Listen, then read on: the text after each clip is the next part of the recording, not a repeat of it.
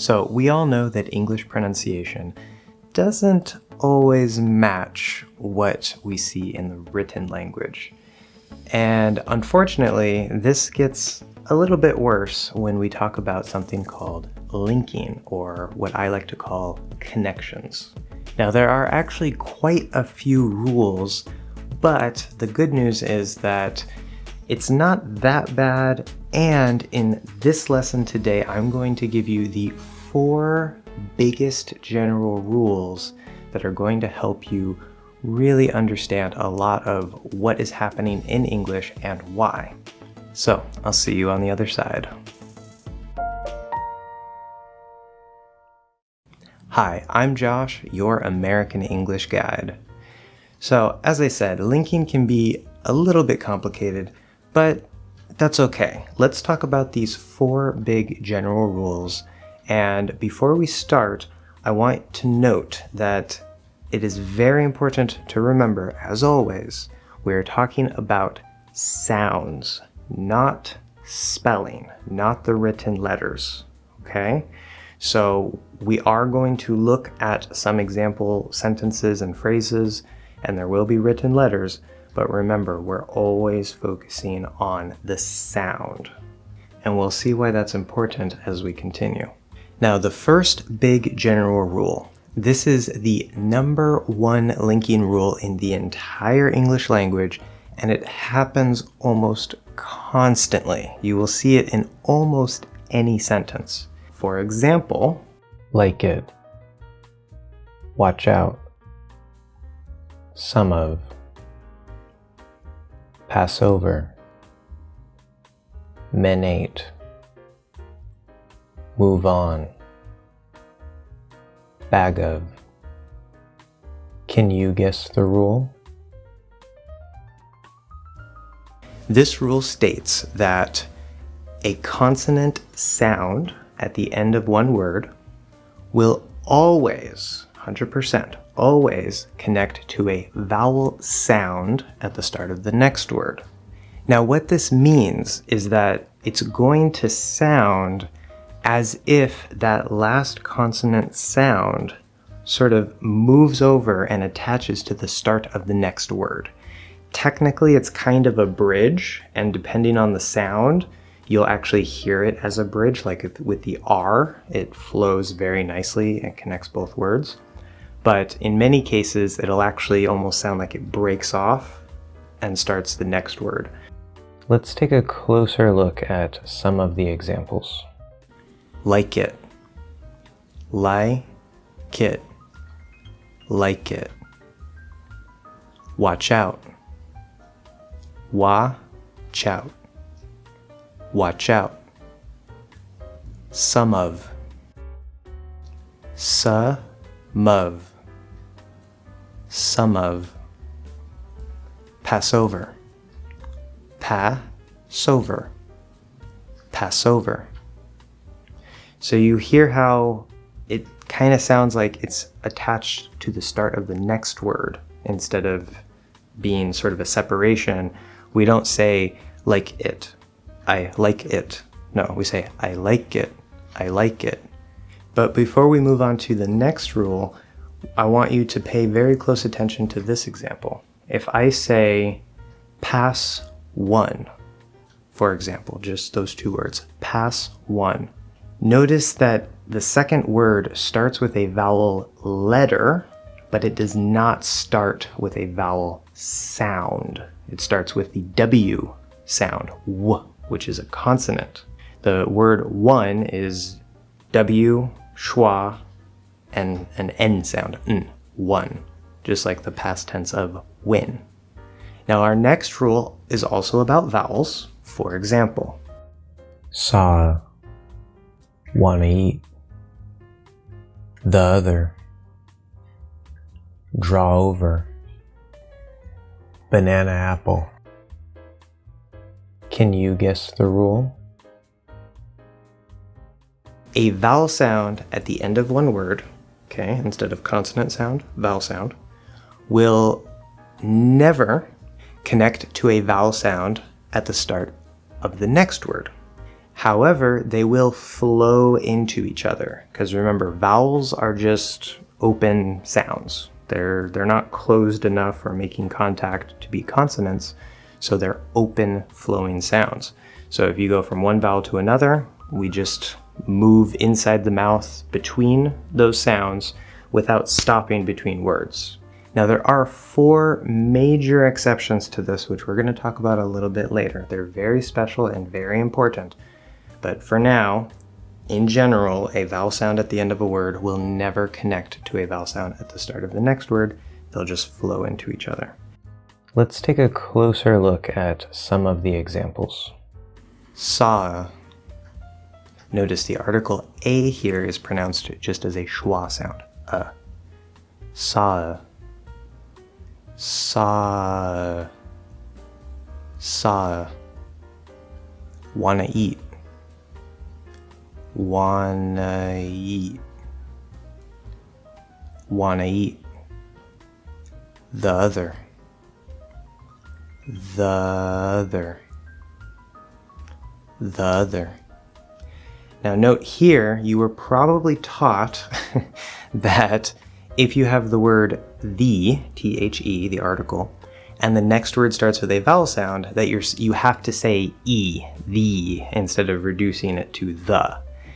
That is an old rule that some people do still follow, and it is something that can naturally come out. Sometimes I will use it myself. I've noticed that I do. But most of the time, in modern English today, this is something that, at least in my dialect, in Western American English, this is something that is disappearing and is not required. So you can completely forget that rule. We're going from a schwa sound, a true unstressed schwa in the, and then we have the stressed schwa, the not true schwa, upside down V, in the word other at the start of the word. So how we do that is, instead of saying the other, we're going to say the other, and we make that second schwa just kind of louder and more explosive so that we can hear the difference.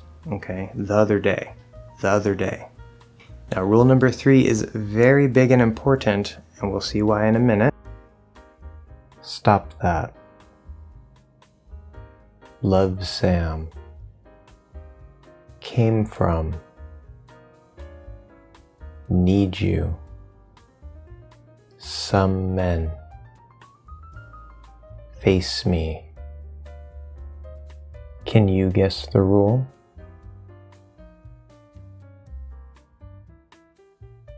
This rule says that a consonant sound at the end of a word will sometimes connect to a consonant sound at the start of the next word. This depends on if there's a special reason to connect them, and it often involves a similar placement in the mouth. For example, t and y are very close, and they tend to blend into ch, the ch sound. This general rule, number 3, contains most of the specific linking rules that we will learn about later, other than these 4 big general rules. So first, let's look at some examples of consonant sounds that don't connect, and then we'll look at some examples of consonant sounds that do connect. So first we have stop that. Stop that. Stop that. Love Sam. Love Sam. Love Sam. Again, we hear the V, we hear the S, and there's a clear separation between them. Even though there's not a stop in the sound, we clearly hear both sounds individually. Came from. Came from. So we hear a we hear a f, but again, they're both clearly individually pronounced with no sort of blending or moving over or anything like that.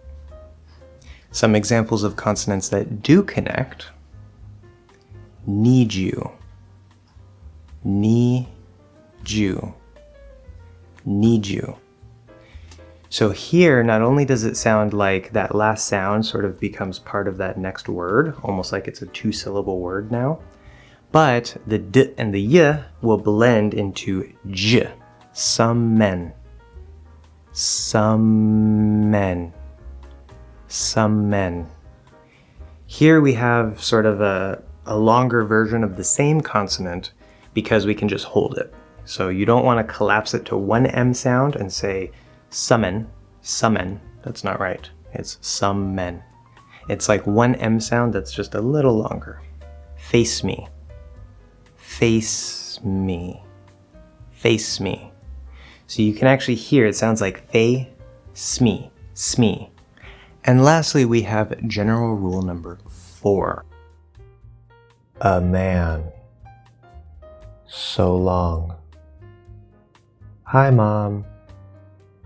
See that. My car. How far? Can you guess the rule? That a vowel sound at the end of one word will never connect to a consonant sound at the start of the next word. Okay? So consonants might connect to consonants, depending. There's a special reason. That's rule 3. But rule 4, a vowel sound will not connect to a consonant sound. Now there is one technical exception to this, which is if we end in and start in or we end in ul, the half L, and we start in ul, the full L. In this case, because and ul are both consonants and vowels, we just get a longer version of the same sound, which is similar to that rule I mentioned with some men, where you make a slightly longer M. So we could say her right, her right, her right, or special laugh, special laugh, special laugh. So in summary, general rule number 1 is about vowels. And we say if a consonant sound is at the end of a word and a vowel sound is at the start of the next word, there will always be a connection, and it will sound like the consonant moves over into that second word. General rule number 2, if we have a vowel sound at the end of one word and a vowel sound at the start of the next word, they will not connect, they will never connect, they will flow into each other, but again, there are 4 big exceptions. We're going to talk about that next time. Okay, I don't want this video to be too long. Rule number 3 is about consonants, and it says a consonant sound at the end of one word will sometimes connect to a consonant sound at the start of the next word if there's a special reason. And general rule number 4 also deals with consonants, and it states that a vowel sound at the end of a word will never connect to a consonant at the start of the next word, with the special exceptions of and ul, which are both consonants and vowels. This will be much easier to remember and learn in context when we look at example sentences.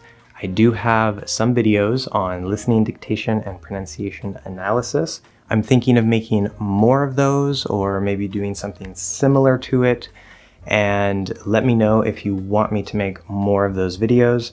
But to go with this video, next time we're going to talk about those 4 big exceptions to general rule number 2, and after that we will go ahead and have a full video just looking at examples. So thank you so much for watching another English Hacks video. As always, leave questions and comments down below, and I will see you guys in the next one.